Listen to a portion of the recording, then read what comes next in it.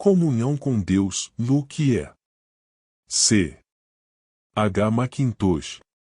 Amós 5 versículo 4 ao 5. Estamos sempre correndo o risco de nos desviarmos por usar uma terminologia além da nossa real experiência. Todas as denominações religiosas possuem diversas expressões que lhes são peculiares, e podemos ser capazes de adotá-las sem, entretanto, entender seus significados de maneira prática.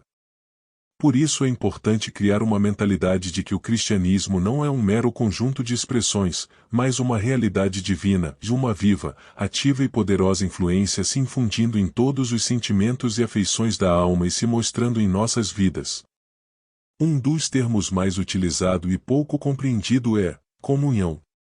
Comunhão com Deus é o grande segredo da força de um cristão, e é, portanto, da maior importância que o cristão possa, clara e distintamente, entender o que significa, em que consiste também, que cuidadosamente se guarde de todas as coisas que sejam meras falsificações dela. Se pedirmos a definição de comunhão a alguém, poderíamos receber a resposta de que é a simples entrada nos pensamentos de Deus, e já que os pensamentos de Deus encontram seu grande centro em Jesus, ser capaz de entrar em seus pensamentos sobre Jesus, constituiria a mais elevada parte da comunhão para a alma. Deus tem exaltado sobremaneira o bendito Jesus, então, quando formos capacitados, pelo Espírito, a fazer o mesmo, nossos pensamentos estarão em feliz comunhão com Deus, e isso é o que deveríamos procurar. Porém, deveríamos lembrar que comunhão com Deus é algo muito diferente da comunhão com uma igreja cristã, mesmo que ela tenha uma sã doutrina ou uma prática pura. Entretanto, o ponto que desejo apresentar neste artigo é a importância da real e pessoal comunhão com Deus, longe da ajuda até mesmo de instituições divinas. Nós devemos ver a comunhão como algo puro, abstrato, independente e santo, muito além de qualquer coisa terrena. A hora vem, quando vós não adorareis nem nesta montanha, ou em Jerusalém. Novamente, Deus é um espírito, e aqueles que o adoram devem adorá-lo em espírito e em verdade. Debaixo da lei houve 4 coisas essencialmente necessárias antes que uma adoração aceitável pudesse ser oferecida. Primeira, um sacerdote da pura semente de Arão, de puro em raça e puro em pessoa. Um homem podia ser da semente de Arão, mas caso tivesse uma única imperfeição em seu corpo, uma única culpa pessoal, ele não se atreveria a aproximar-se para oferecer o pão, ou se pôr em pé diante do altar de seu Deus. Veja Levítico 21 versículo 21.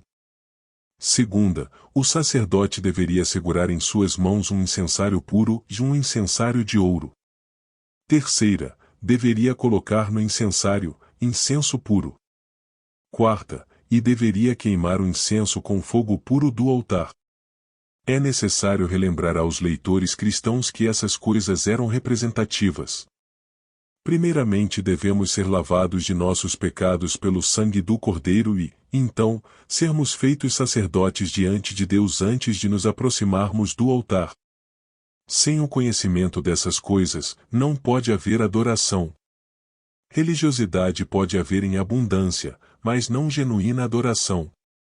A mera religiosidade pode frequentemente pôr a alma em posição de um adorador e, quando esse for o caso, a religiosidade será posta no lugar do precioso sangue de Cristo. Assim, como o incensário do sacerdote necessitava ser puro, onde o incenso era consumido, também os corações dos cristãos devem estar devidamente regulados antes que o aroma suave de grato louvor possa subir até Deus. Além do mais, como o sacerdote necessitava pôr incenso puro, então agora, Cristo deve ser o puro e simples material da adoração de nossas almas. E, por último, como o incenso precisava ser consumido por fogo puro, agora, o Espírito Santo deve acender em nossas almas a chama da adoração pura e espiritual. Então, enquanto com corações verdadeiros e mentes ensinadas pelo Espírito nos alimentamos em Cristo, apresentamos a Deus a fragrância da adoração aceitável. Os pontos acima podem ser aplicados, mas já foi dito o bastante para mostrar que a comunhão é algo puramente espiritual, e também, quão importante é vigiarmos contra todas as coisas que são o fogo estranho, o que pode ser a simples introdução do estranho, ou seja, elementos carnais e terrenos em nossa adoração. Não apenas algo ímpio pode ser usado como um obstáculo, mas também coisas corretas, sim, até mesmo instituições divinas. Enfim, quanto mais uma instituição prove vir de Deus, mais necessária é a vigilância, para que ela não usurpe o lugar de Deus em nossos corações. A consciência de um crente irá facilmente detectar e fugir daquilo que é abertamente oposto a Deus e à sua verdade, mas ele pode não ver tão prontamente o perigo conectado ao que foi estabelecido acerca de Deus e honrado por gerações de fiéis de outras épocas. Daí a força e adequação do apelo, porque assim diz o Senhor: Buscai-me, e vivei, mas não busqueis a Betel, nem venhais a Gilgal, nem passeis a Berseba, porque Gilgal certamente será levada ao cativeiro, e Betel será desfeita em nada. Betel, Gilgal e Berseba foram todos lugares santos aos olhos dos israelitas fiéis. Betel foi o lugar onde o espírito de Jacó sentiu pela primeira vez a doçura e a solenidade da presença divina, e era a casa de Deus, ou um lugar que possuía muitos encantos para o coração e que era conectado a muitas lembranças santas. Essa era a característica de Betel em seus primeiros dias, mas, que lamentável!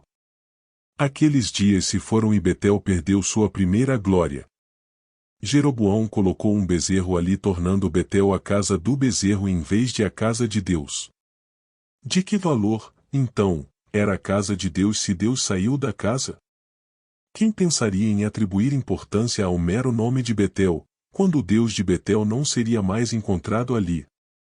Ninguém que em seu coração valorizasse a Deus, poderia se sentir satisfeito ao ir à casa de Deus e encontrar um bezerro lá e uma zombaria e uma vaidade. Ainda mais, esse era o pecado de Israel, eles permitiram que Betel ficasse entre eles e o Deus de Betel. Por isso a importância da palavra, buscai-me. Gilgal era, como sabemos, o lugar no qual Israel experimentou, pela primeira vez, o trigo da terra de Canaã e tiveram o opróbrio do Egito tirado deles. Também, de Gilgal, Josué e seu bando de conquistadores costumavam sair para novas conquistas contra os incircuncisos, e para lá voltavam para desfrutar dos despojos. Desse modo era um lugar cheio de interesses santos e enquanto visto em conexão com as coisas que aconteceram lá, pôde despertar muitas emoções piedosas no coração de um adorador fiel. Mas o que poderia proporcionar valor a Gilgal além do espírito e dos princípios que pertenciam àquele lugar?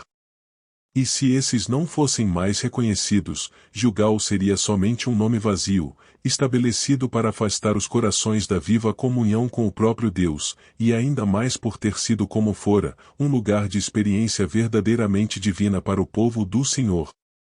Por último, Berseba foi o poço do juramento, um lugar que se tornou querido por muitas razões, como por exemplo, pela prosperidade de Isaque, e, portanto, valorizado e assim mantido somente quando conectado a tais circunstâncias. Assim nós vemos como o que foi sagrado no passado, os lugares acima citados, funcionaram como um laço para os corações dos israelitas e tendiam a afastá-los de Deus.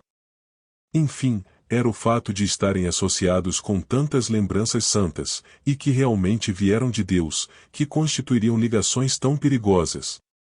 O diabo não apresenta aos cristãos coisas claramente mais heréticas, ele sabe que tais coisas seriam logo rejeitadas, porém, ele trabalha pela instrumentalidade das coisas que têm uma aparência de verdade e piedade sobre elas, sim, e coisas que poderiam ter tido uma sanção divina no passado, mas que depois de tudo não suportariam a luz da palavra. Isso não faria um israelita estar satisfeito com a velha instituição de Betel, Gilgal e Berseba, ele poderia ser bastante diligente em ir a esses lugares, e ainda assim seria alvo da exortação, buscai-me. Qual é, então, a lição que fomos convidados a extrair a partir dos ensinamentos que tivemos? Simplesmente isto: comunhão com Deus e comunhão com instituições divinas são coisas completamente diferentes. Nós podemos frequentemente perder a primeira em nosso zelo pela última. Quão frequente mostramos muito zelo ao trabalhar por alguma instituição cristã, enquanto, talvez, nossas almas estão estéreis e vazias de comunhão pessoal com o próprio Cristo? Com que frequência, também, como os discípulos no caminho de Emaús, conversamos sobre as coisas conectadas com Cristo, quando, se Ele mesmo se aproximasse, não o conheceríamos. Em tempos como os que vivemos, pode ter sido dito a nós de maneira razoável: não procurem instituições, e não procurem ordenanças, e não procurem meramente coisas que são conectadas com Cristo, mas busquem a Ele mesmo, e a sua própria pessoa bendita, e a realidade divina da comunhão pessoal com o Filho ressurreto de Deus, sem a qual a mais justa instituição fica sem poder, e a mais solene ordenança é fria e sem vida. Nem são somente a meras instituições humanas que tudo isso deve ser aplicado, mesmo para aquilo que é de autoridade divina, como por exemplo, a ceia do Senhor, o ministério da palavra, a comunhão dos cristãos, todas as quais são, por assim dizer, maneiras de desdobrar as cortinas que podem conter a Cristo atrás delas, para a alma que realmente o procura ali, mas que pode apenas tender a escondê-lo da vista daqueles que estão ocupados e atraídos por formas exteriores ao invés da verdade, do Espírito, e da vida. Vamos, então, procurar perceber a pessoa de Cristo, nos esforcemos para encontrá-lo, no partir do pão, no ministério da palavra, na comunhão dos cristãos, na oferta de orações e louvor, na palavra, em tudo aquilo em que ele tem nos dito que seria encontrado, mas não devemos confundir alegria nessas coisas com a alegria em Deus, para que não sejamos encontrados em nossa própria esfera e de acordo com nossa própria medida, ajudando ao mal característico destes últimos dias, a se tornar um modelo de piedade sem o poder. C. H. Mackintosh